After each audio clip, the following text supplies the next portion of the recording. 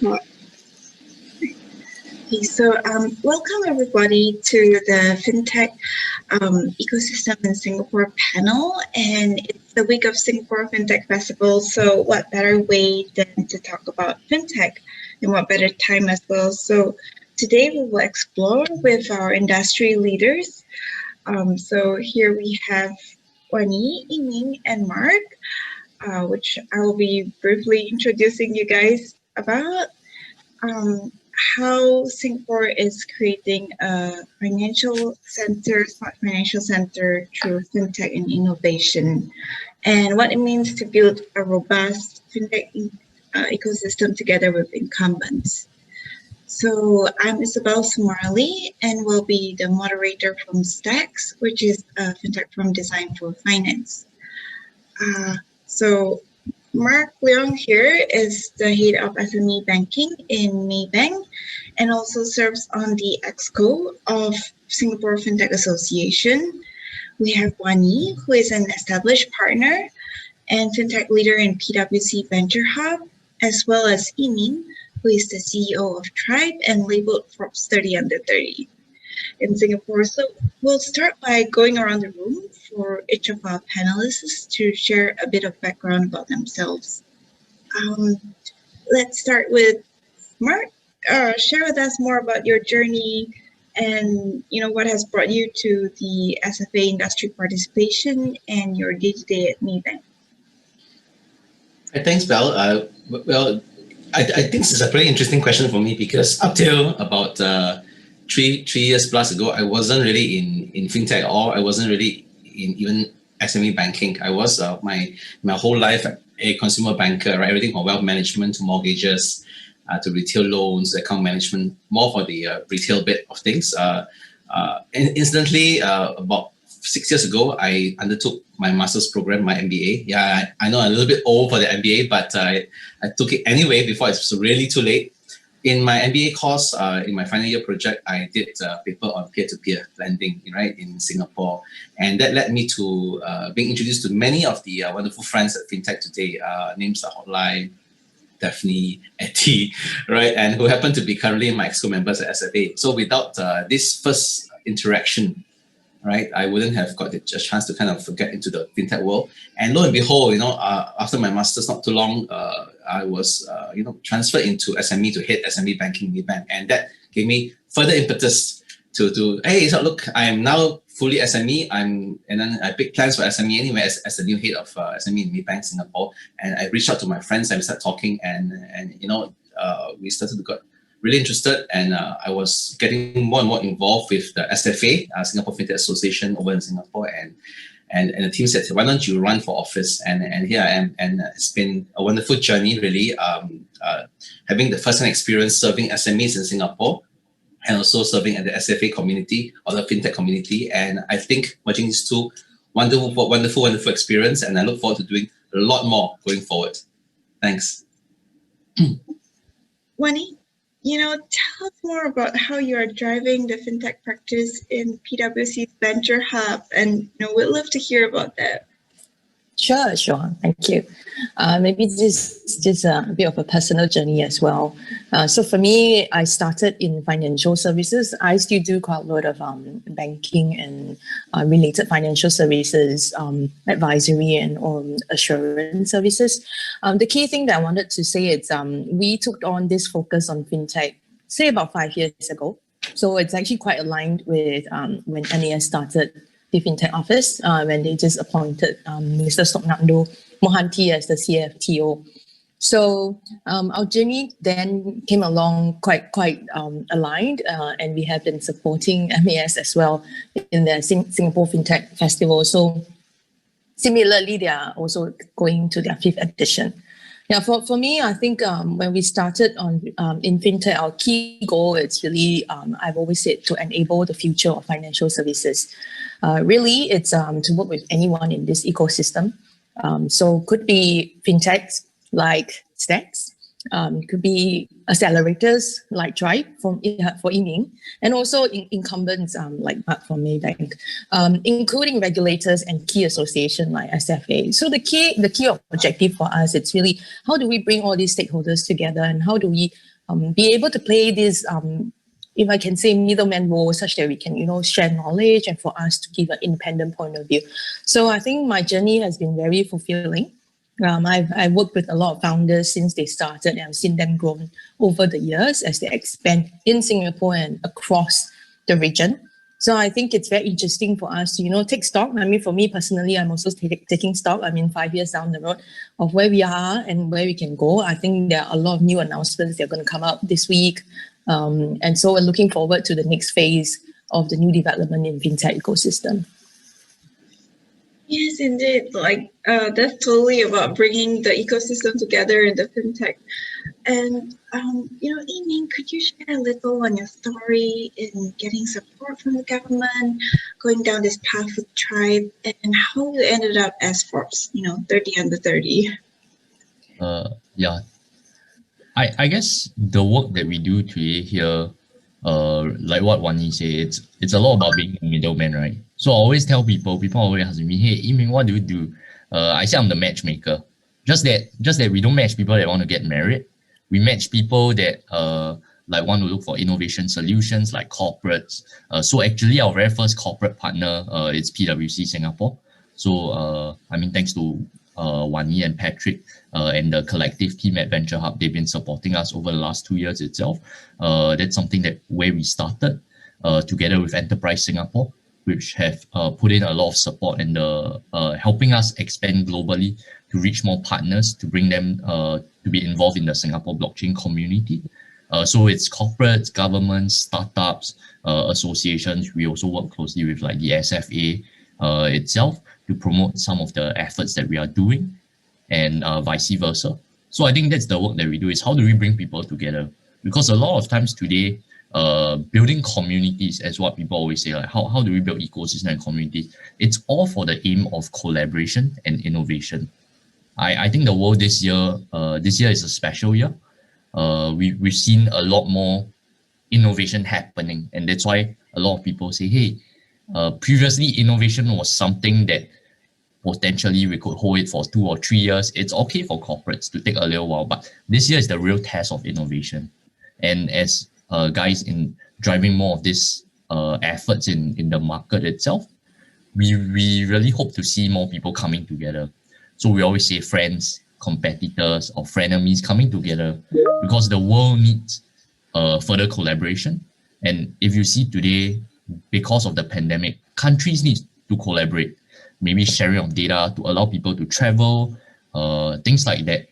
So the more, as we move forward in a world where though blockchain is meant to decentralize like ecosystems, but there's also a need to bring people together. So yeah, that's the work that we do. And for the Forbes 30 under 30 thing, yeah, I think I was just honored, to have the support of a lot of industry seniors that put in a word of support for me, and yeah, we managed to get nominated for that. So yeah, really thankful. Oh, nice. Thank you, Yiming. And Yiming is an inspiration to all who seek to be the next 30 under 30. So, here is the benefit of having industry representatives from accelerators, associations, banks, and consultancies all in one panel. And how exactly are all of you players bridging the ecosystem? So, let's discuss some initiatives that you are involved in. For instance, I believe Tribe published the Singapore blockchain landscape map, and in conjunction with IMDA, Yiming, will you be able to share more on that and interacting with the ecosystem players as well? Yep. So the Singapore blockchain landscape map was first developed in 2019 between Tribe, or an initiative that we are doing, Open Notes, together with IMDA itself. And the aim was to really showcase to the landscape that blockchain or technology is more than just used in financial services. a lot of times people were saying, hey, is it anything blockchain is related to cryptocurrencies, and is anything that only in financial services? Because you hear a lot of banks talking about it, you hear a lot of people in the FS space mentioning about this term. But actually, blockchain in Singapore is used in supply chain, it's used in mobility, it's used in healthcare, used in so many different industries, and similarly across the world. So it's for us as the ecosystem builder here in Singapore to showcase to the global audience what Singapore can offer to the world. And I think the role of the map is not only to showcase very good startups, but it's also to tell the world that, hey, Singapore, it's a blockchain hub, not only meant for anything related to banking or financial services, but more than that, and to allow us to draw in crowds from all around the world. So we first showcased that last year at one of the IMDA events, and we brought it to the Fintech Fest and Switch last year as well. We did a gigantic version, and it received a lot of support. And if I'm not wrong, it received more than 1 million views globally itself on that map. This year, we published the same one at this event called Unitize earlier this year in July. There was a 50% increase in the number of companies we've showcased. There were new categories like decentralized finance that was added because of its popularity. So yeah, it's been a really positive year for the blockchain ecosystem. This week itself, we also published the Singapore Blockchain Ecosystem Report. There are more interesting numbers that have came out. There was a survey that was also conducted by PwC supporting the report itself. There was a survey also done on the research ecosystem in Singapore to look at how Singapore has been positioned in the global space itself. So I urge all of you to check it out. It's really great that, we are all putting Singapore on this in as a little red dot on the spot as a blockchain hub, and with the blockchain map. With that, I would like to understand further from Wanyi, your work in PwC and initiatives that you have been involved in about putting the Singapore blockchain hub on the map as well. And for instance, we understand that you are involved in the MES Fintech Awards. Do you have some case examples to highlight about these innovative solutions and how they demonstrate agility? Thank you. You mentioned MES Fintech Awards, yeah? Yes. Yeah. So, of course, that will be announced, but we already have the top 40, and Fintech Awards really, it's the 5th year running. So year on year, I think we've been quite MES has been great at recognizing innovative solutions in Singapore and also across the region, including globally.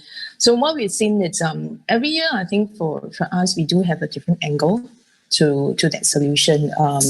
Of course, this year, there's a lot focus on talent as well. Last year, we did focus quite a bit on sustainability. But what you see is that actually that doesn't stop people, and you don't see a drastic change in the applicants, because the fintech solutions out there, as you mentioned, the word agile, are actually very agile for the technology to be adapted to different business cases. So it's less so of, fintech, it's really just focusing on a specific vertical in financial services. But what we have seen there is they are able to use their technology to replicate the technology to quickly adapt to the changing needs in the market. So I think that's quite important for us to see. Across the years, I would say, of course, 5 years ago, I think maybe all of you may agree with me here, is that Singapore was just starting up in the fintech ecosystem. So what we saw is a bit more early stage fintechs when we just started this Fintech Festival and Fintech Awards. But across the years, a lot of those that we have seen actually have already started working on very good solution and commercializing them. And a lot of them have used Singapore as the key base. And as you mentioned, as Singapore as a red dot, but it's an important red dot to actually help you go out to, at first, regionally and then globally. So we've seen that outbound development and scaling, but we have also seen a lot of interest from outside. So a lot of them actually do come in from the likes of the US or Europe to come in here to, again, also use Singapore as a base and also to use Fintech Awards as kind of a test bed. Because as you know, as we go through the application, we actually engage the industry experts to review the application. And hence, actually, it's quite a good testimony to whether the industry actually view your solution as being useful, innovative, scalable to the industry. So I think that's quite important.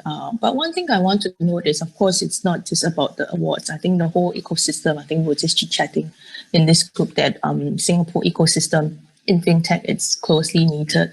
I think we have so many good players trying to come together to really work together and make this work and always make this better.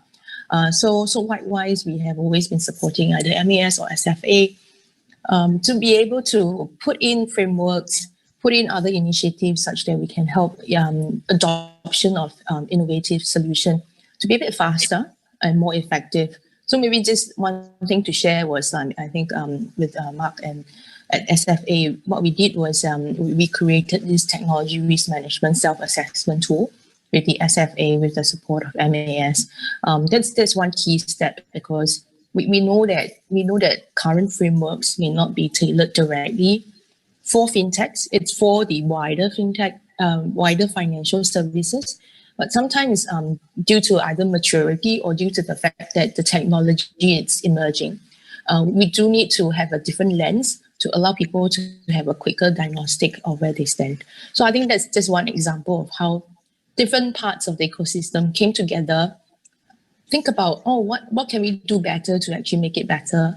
And then came out with something. So this is one example, but there are so many things that are happening out there. And so if you pull everything together, I think it's a collective effort. You gave a great example, about coming together with SFA under the TRM this year. And as Yiming has also mentioned just now about this being a very special year, I would love to hear from Marc about some of the initiatives you have been involved in, whether it be in SFA or Maybank, and, how this special year has shaped it as well. Well, I guess that's quite a broad question, but maybe I can zoom in a couple of things that the bank has worked on. I think in terms of digitalization and maybe on the innovation front first, right? I think the bank has done a lot of work. I think I just attended an award ceremony yesterday on digital banker. So some of my colleagues in Malaysia got the best internet offering in terms of the awards, right? So that's a nice plus one.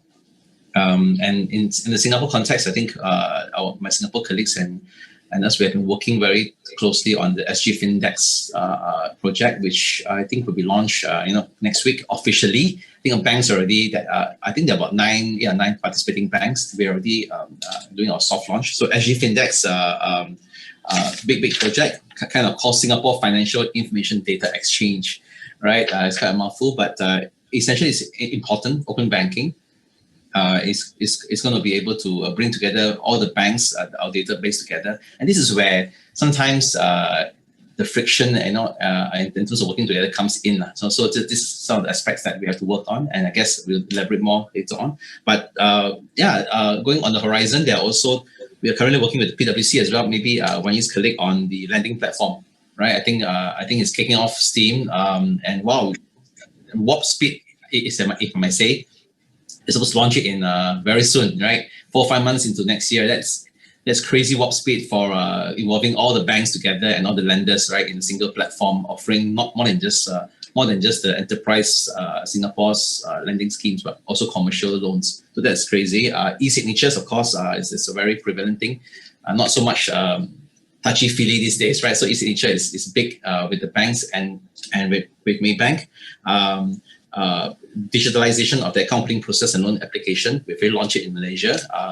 The loan application via online channels in Malaysia was very, very successful. We're seeing thousands of applications from micro SMEs and SMEs on a daily basis, and we've approved many millions of loans, funded them. And so we will launch in Singapore shortly as well, as well as we are perfecting our account opening, digital. There are some kinks we're working through it. In time to come, you'll find I'm also working on supply chain financing, something which we talked about a short while ago. So these are 4 or 5 projects which are very close to the heart right now. We can get it done in the next 12 to 24 months. It'll be very exciting times ahead, not just for Maybank, I guess for the SME community as a whole. And I think from for the fintech community, I think there's a lot of integration needed. There's lots of opportunities to work together, to partner. And of course, many other technologies are kind of from fintech, right? From the fintech guys. So yeah. And from blockchain wise, I think trade finance, as Wanyi will know, trade finance is a huge thing going forward. It is one of the most traditional paper-based segment of bank lending that has never changed, right? Because of so much, I guess it's constraints as well, right? So this is going to happen. It's happening big time. So trade finance, I think, is. I'm not personally involved in trade finance, but I have a stake in this because the SMEs that I serve do trade finance. So I'm working with my cash management head, and we are trying to drive this as well. Wow, that's very interesting. That sounds like a lot of traction even during this time. And, congratulations on all the milestones that you have achieved. I believe that all these initiatives that are helping to strengthen the industry linkages are very important for all of us in the ecosystem. And for instance, STACS was really happy to be in the Singapore blockchain landscape map and also shortlisted under the MAS Fintech Awards. So that, Marc, your comment about blockchain also brings me to my next area, which is about assessing innovative technologies such as blockchain. Could you share with us your train of thoughts and what drove you to inculcate DLT into your accelerator programs rather than other types of technologies? It's not conceivable that we don't have blockchain technology in our lives going forward, right? So it's well, the banks can be. I speak now from the lens of the bank, yes, right? Because we are kind of a little bit laggard in the areas of adopting blockchain. So we are trying to catch up with my sexier cousins here, right? Sexier ecosystem here. So yes, we have to. And there are a couple of things, right? We talk about elements like fraud detection, right? We're talking about that's where things like duplication of documents will no longer be possible with blockchain, right? Doctoring of documents as well. So these are the fraud detection bit.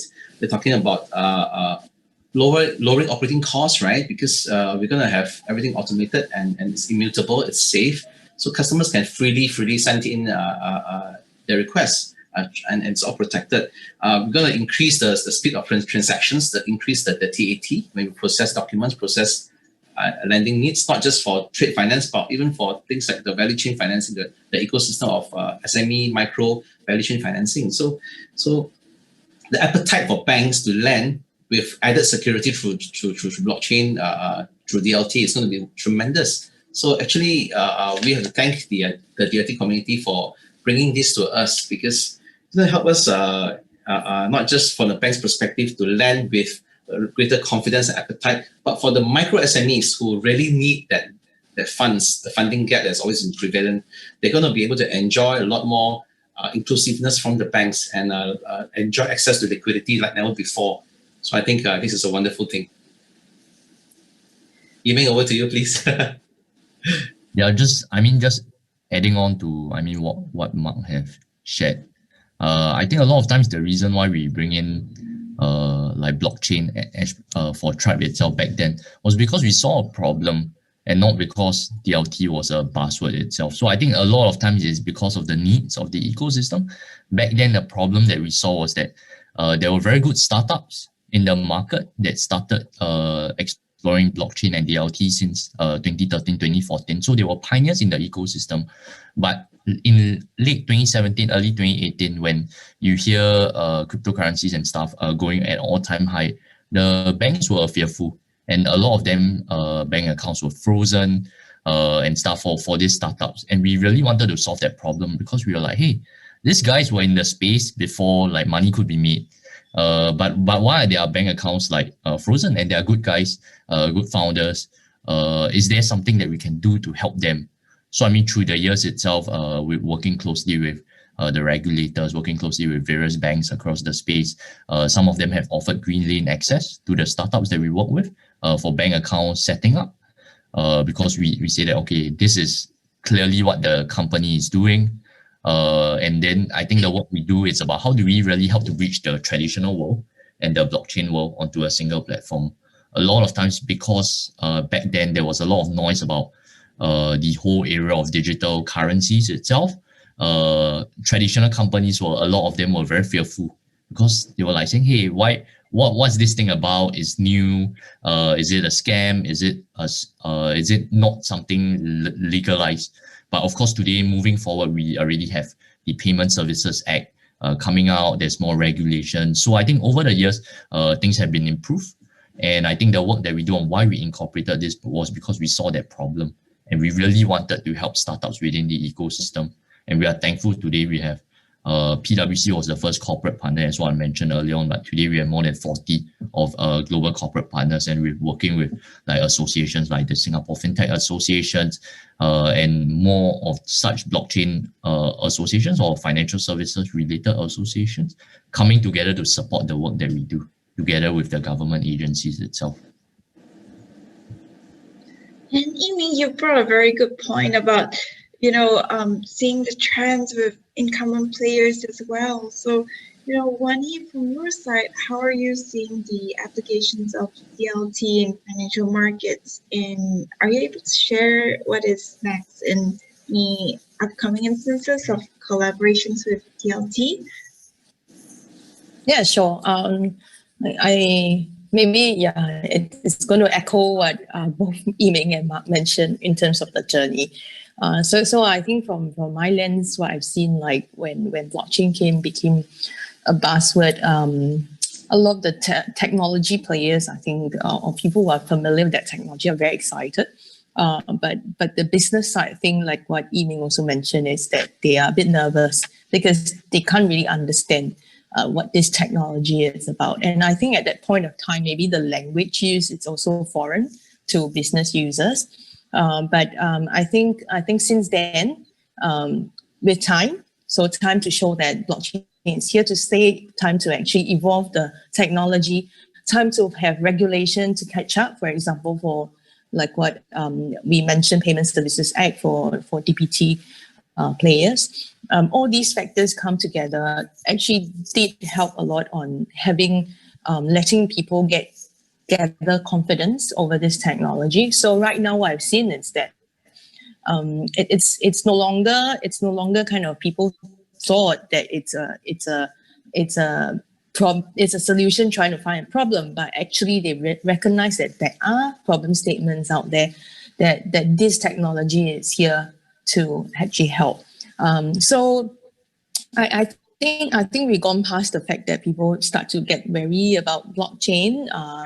I think it's more how do we actually use blockchain to commercialize, and how do we actually make it live. So I think it's very focused on really deploying the technology now. And I think over the years, there have been a lot of POCs, a lot of industry-wide, a lot of testing. So I think those testing actually did really help in getting a first experience at how it works. But yeah, again, what I've seen out there is even the traditional or incumbent banks, be it whether they are a bit behind in terms of their thinking or whether they are forward-looking, they are also starting to kind of really look at using blockchain for a solution. One thing to know, which Marc mentioned about like trade finance, and I do think that's actually really one area that a lot of people are focused on, using blockchain to solve the problem. I think the recent scandals that we have out there in terms of in the space of trade finance actually also started a lot of the key senior management to think about, hey, it's an so-called old school practice. We're still in a paper-based environment. It's still open to fraud. You could use the paper and bring it to different bankers. What can we do? And this is when hey, because the problem is right in front of you, they are very open-minded now. So they are looking at using technology and hence blockchain to actually solve this problem. So it's great to see how it has come around so far. And it's also very exciting, right? I mean, I think we are at this stage where we talked about open banking as well. We talked about various digitalization of the operation of a bank or other financial institution. So I think there are a lot more that can be done. And then I think really I would see that traction pick up really fast from here on. Thanks for sharing about your perspectives, Wanyi, on blockchain, and yes, totally agree on those areas as well. Let's take a further look at some of the changing business models and how you guys as industry leaders think about contributing, how that will contribute to Singapore as a smart financial center. Marc, from your side in thinking, how do you see the banking direction in terms of innovation? Well, I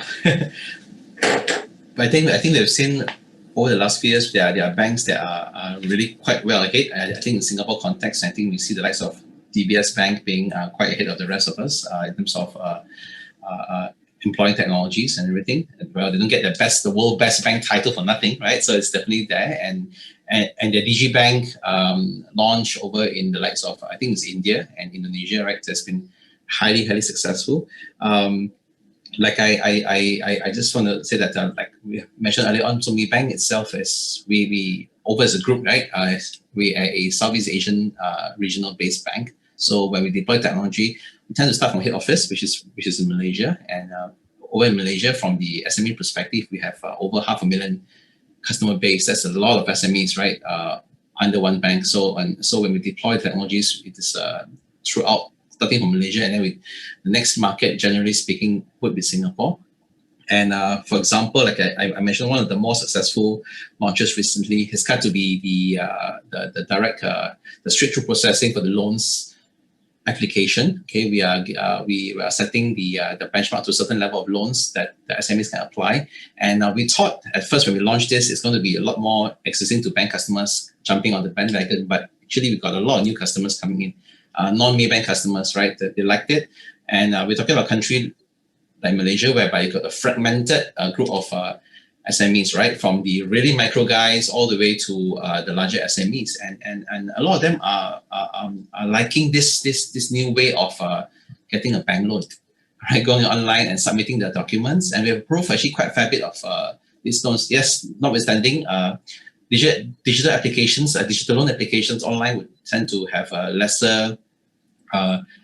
lower level of approval because you get all sorts of submissions, right? But by and large, the numbers still makes a lot of sense for us, and so this will be deployed in Singapore shortly as well. One of the key, maybe I just digress a little bit. One of the key areas of banking innovation and how we measure the success is not just on numbers. I talked a lot about hard numbers, right? Just success rate, loans volume, case count, approval rates. These are all very hard numbers. Of course, non-performing loans, right? These are all hard numbers, but Maybank as a group, or in fact, just many banks as well, we look at the soft aspects. Over Maybank Group, our motto is humanizing financial services in Asia, right? So when we talk about that, we are just also measuring the response, the user experience, the user interface. Those has to be friendly enough to kind of invite more people to come and join us in terms of the digital platforms. And also when we push very hard on, today we're talking about the DLTs, the blockchains, and future stuff, right? Your insure tax and finance accounting tax. So many stuff going forward that is in the fintech umbrella. But let's not also forget, this sort of include in the past, you say the unbanked or non-bank, right? That will generally mean people who are younger, the millennials who are now the teenage and going to young adult. Also meaning that people who are maybe currently income level wise is a little bit less privileged. So those are generally the definition of unbanked or underbanked, right? Now, but as we do the humanizing financial services bit from the Maybank perspective, we also are keeping in mind a very good view set of the existing bank customers who, if the technology supersedes them, right, in future, they will not be able to understand, wow, I I don't understand banking anymore. Where's my passbook and everything? So we are very mindful. We have service ambassadors sitting in our counters, sitting at the ATM machines outside the bank to teach them to, instead of lining up at queue, go to the ATMs. Instead of lining up queue, go to the internet banking, right? So we are trying to also help migrate our older folks, our older clients who are already existing to bank, so that they will still be inclusive going forward as well. So at both ends, yeah, the guys who are not bank currently, as well as those guys who are currently bank, but they will be superseded by technology, and they can't and they can't understand technology, they can't understand internet banking, simple stuff like that, right? So we are also training our staff, getting our staff ready to help the older guys, customers who are lagging in technology, to transit into the new world of banking. So this, we find that this would be a wonderful KPI or wonderful measure of success also going forward in terms of banking innovation. Yes, and I think you brought up an important point in the sense that about loans during the COVID period and bringing it to Singapore. I think that's something very interesting to explore for, the financial industry as well as the different players here. Wanyi, I would like to bring the question over to you. And do you see the same things as well? Yeah, so I think in Singapore, the key force for that is, I would say, the digital bank initiatives. We all know that MAS announced that more than a year ago now that they're going to issue the digital bank licenses. And I think that not just got people excited about getting that license, but also got the incumbents excited about, hey, there could be challenges, challenger banks, and how do we react to that? And it's both ways. They're thinking about how this landscape is going to change when we have new entrants who are actually just digital native, right? So like what Marc mentioned as well, I think the key objective as mandated by MAS for these digital banks, it's for the underbanked or underserved. So how do you use technology to get to these people? How do you use technology to actually make banking services more efficient? So what I've seen and what I've observed is, be it lending or be it any other banking services, everyone is just going into platform play, right? And it's not really just a craze. It's not like a fad, but it's really because there are benefits going into platform play. So you could call it platform banking, but you could also look at it as open banking, right? The benefits actually have been tested out in maybe some of the more digitally advanced economies. For example, we would say China had one of the best test bed of digital banking, digital only banking using platform. So what I observe, it's more and more banking has become more invisible, but really it's the services that are meant to be embedded in different forms of a user's lifestyle. So like what Marc mentioned as well. So like I think the current users of the banks also need to be kind of guided along to say, hey, the way you bank next time, it's going to be very different. It's not about going to a branch anymore, but it's at the click of a button as you are purchasing your groceries or hailing a taxi through your app. Banking services are actually embedded through that. So I think I do see that as a key change. And I do see that a banking service will not be just offered through a banking app, but instead it's going to be offered through just anyone out there that actually engage you as part of your lifestyle.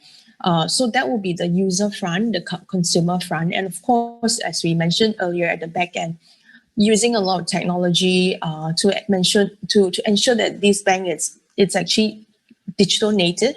So we may know that actually there could be quite a bit of inefficiencies they're in the financial services right now. So I do see that technology like blockchain and other relevant technologies will actually change the way that this infrastructure will work. It will change how bank to bank will speak to each other. It will also change how bank to outside players will actually speak to each other. So again, back to my earlier point, I do think that with especially with the recent announcement of digital bank, we will be able to see that there's going to be a change coming through in financial services. Yes, totally agree, and you brought up very interesting points about technology as well as digital banking. In your line at PwC, I'm sure you examine a lot of business models, and are you seeing more of mainstream finance embedding fintechs to enhance business and operational sustainability as well? Yeah, for sure. So again, if I were to look back to say many years back, when the fintech word was a key buzzword out there, it still is, I feel. But when we first started to start thinking about fintech, a lot of people started to think, hey, are they going to replace the financial institution, or are they going to partner with the financial institution? I think in Singapore, my perspective is they are here to partner. I think for the business model out here, it makes more sense to partner with each other, and I do see the banks being and other financial institutions being very open to speaking to fintechs, as you can actually see. They started with, most of them started with innovation lab, right? Or accelerators in-house, things like that. Maybe some may think that at the start it's a more, if I can use the word, marketing event, but really as time passes, the culture at the bank has started to evolve. And that's what I believed in, because it's not easy to change a culture, especially in a big organization. And hence they have to start small. Some could try to, radically change the entire organization at the start, but usually you face with a lot of friction. But many of them adopt a smaller team, so they will have an innovation team where they will have evangelists to create this culture within the organization. As time passes, you see that no longer is the innovation team just bring solution to the bank, but instead every business heads will be actually sourcing for a solution to help them with their business needs, specific to their customers. So it could be SMEs like Marc, or it could be actually the private banking or even the retail banking. All of them are out there sourcing for technology, sourcing for solution that can help them actually bring more value to their customers. So that's what I've seen. And what I've seen is, while some of them will buy, so meaning that some of them may buy the fintechs to acquire them, but I see more of, again, just partnering, so meaning using fintechs as a solution provider. So that's kind of what I've observed in Singapore. Yes, and that's very interesting to see that many incumbent players are also establishing their own innovation centers, their venture hubs, such as PwC Venture Hub. And you brought your point about banking for Marc as well, on the ecosystem connectivity between fintechs and incumbent players. So for now, I would like to check in with, say, Tribe Accelerator is a case example in itself, in the sense that it is the first blockchain accelerator that's supported by the government. And Amy, you must have seen many blockchain business models during your journey. Are there any interesting ones to highlight? I guess from our end itself, yes, we see countless amount of startups across the last three years itself since we first started the program. And I guess I think a lot of times what we see with innovation is that there's a little bit of misconception. A lot of startups think that, I need to put fanciful technology into my product when I start to pitch to VCs, to pitch to investors, so that I can impress them and raise capital. But it's actually less so of the case today itself, where we always tell startup, you don't need to care so much about the technology jargon, right? Today, whether is it blockchain, AI, or quantum, so on, it really doesn't matter, because at the end of the day, is what profit or savings are you driving for a company itself? And that's really what the real businesses in the market will need. So today itself, if we use Google and do a search for anything we want, right? As consumers, we really don't care whether is there AI or machine learning behind the search bar. We just care whether we can search for the restaurant, search for something that we want on Google, right? So the technology is not the most important. It's the benefit of what technology brings that is important. So sometimes people do come for our demo day and they think that, hey, why is it that the startups are not talking so much about blockchain technology, but they are talking about how their product can use to serve the market? So two good examples will be one company called MightyJax that we've been supporting, using chips and QR codes to authenticate their products itself. For secondary transaction, they do product collectibles for like Marvel, for Disney, for this sort of large movie or media companies itself. And a lot of times their collectibles are limited edition. People bring it overseas and they replicate, or there's quite a bit of fake products. So what they'll get is they'll get a picture from a customer maybe in somewhere in the world and say that, hey, is this real or is this fake? I just bought this. Then they were like, oh, the leg is crooked, or maybe it's fake. But you don't have a foolproof solution, right? So they use this QR code-based authentication system and also an NFC chip to allow for authentication on different lines of the product. And then you take this same solution and you bring it to another startup that PwC works closely with called Dimuto. They put QR codes on fruits, right? So a lot of times people are like, oh, there's no innovation. Like, it's just QR codes, it's just NFC chips. That has been around for the last like 10 years or even more. And markets like China have been using QR codes for really a long period of time. So where is the innovation? But the innovation is the business value capture in different industry. If I could take that technology and put it, be it a simple technology, I put it in the trade supply industry, trade finance or agri-food industry, and I put it in the arts and media industry. If I can just take out or reduce my manpower cost by 3%, by 5%, or I can increase profits by another 10%, that's already a lot of money, because you just need a very small percentage of a large ecosystem. So a lot of times we try to tell startup, you don't have to complicate the process. You don't have to like look in blockchain. You don't have to look at really like the next generation of blockchain, like sharding, like different kind of new technologies or new ways of setting up the blockchain infrastructure. But what you need to know is, how do you capture the best value for businesses or customers that you serve? I think that's important. So yeah, in a way, those are the work that we do with startups, and those are things that we try to do and try to encourage startups with. Sure. And, in the emerging market landscape today that you mentioned about, Marc, I would like to put this question to you. You were at several MOU signings for talent development programs, such as in blockchain and fintech. And how do you see the significance of creating these career pathways in, these new technologies and areas?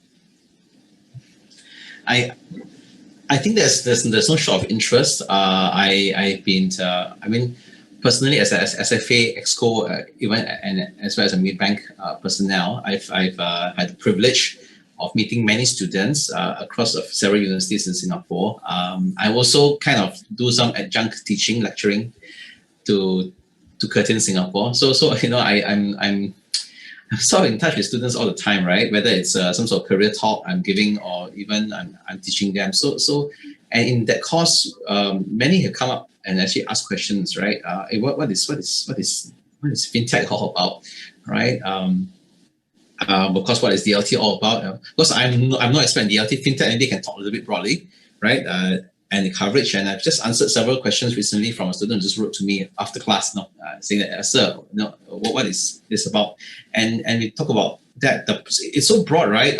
Just now we just mentioned earlier, we've got insurtech, we've got health tech, we've got finance accounting tech, we've got lending tech, so many things, right? So it's a wonderful array. And I have been encouraging the students that, look, they may be new, this may be startups, some of them, right? But of course, not all startups, but it's a very, very exciting place to be. And I know millennials, being people who want purpose in life, who seek purpose, who seek fulfillment, want to mean something to the world, want to contribute to the world. No, I have the same feeling, although I'm not a millennial, far from it, but I have to laugh at myself because I'm sometimes behaving like a millennial. That's why I'm working, somewhat hoping to find a purpose and hoping to contribute to the cause. It's just wonderful, right? So it's not about the money per se, and not so much thinking so long term, but what is meaningful right now.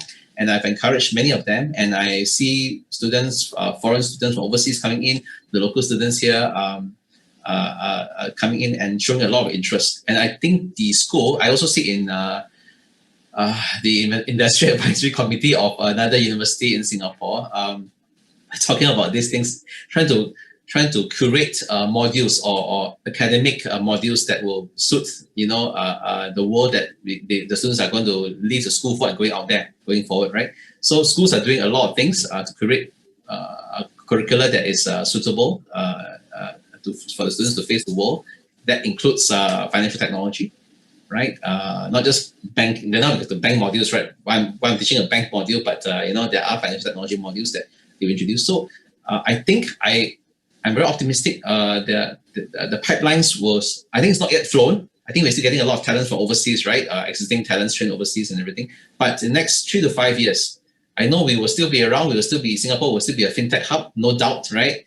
I think we're just starting the journey. A lot more flows, pipelines of talent will come in next 3 to 5 years. Not yet, not immediately, but 3 to 5 years from now, we'll have locally trained talent that will kind of flow in right nicely with all the various ecosystem and fintech communities that we already have. So yes, optimistic, and but it's going to be 3 to 5 years from now. That's great to hear, Marc. Wanyi and Yiming, do you share the same optimistic views as well? Okay, I'll go first. I think I